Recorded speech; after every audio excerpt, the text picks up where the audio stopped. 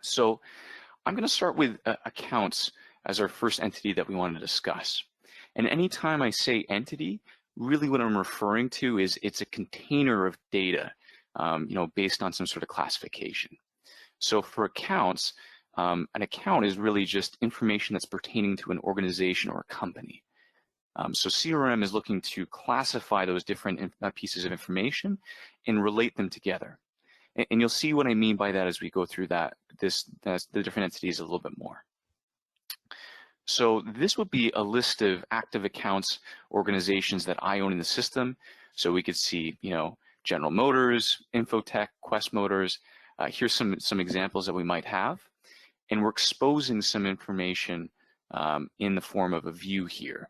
And this view is being filtered by accounts that I'm the owner of right now. We can have a series of different views. So, active accounts might be all accounts in the system, and we can see a much larger list of accounts. But I'm going to start with my active accounts, and I'll go into General Motors as our first example. So this would be, this is what we call a form, and this is the different fields that are making up an account entity or account record in the system. In this case, we can see the account name is General Motors. We can see the relationship type is customer.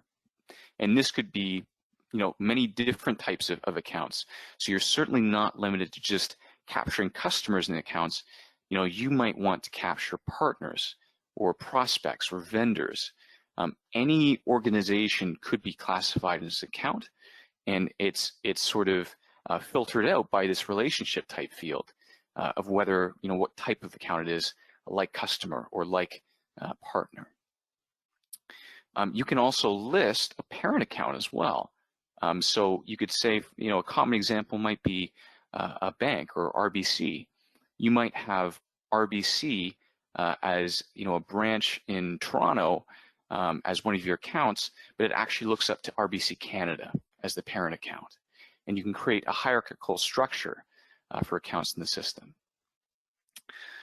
We can see there's a list of different fields of phone number, email, website, street that can be captured here to get some more information on the account.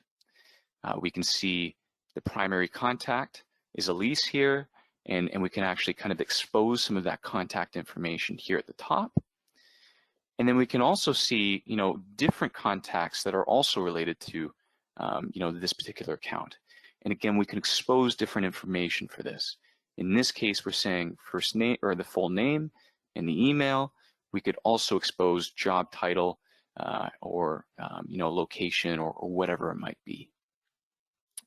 With this grid, if I wanted to see a different related entity, in this case opportunities, we can see just that there are also different sales opportunities going on here as well.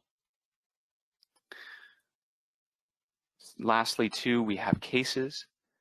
So this would be, information that, or particular, examples of engaging with a customer service department.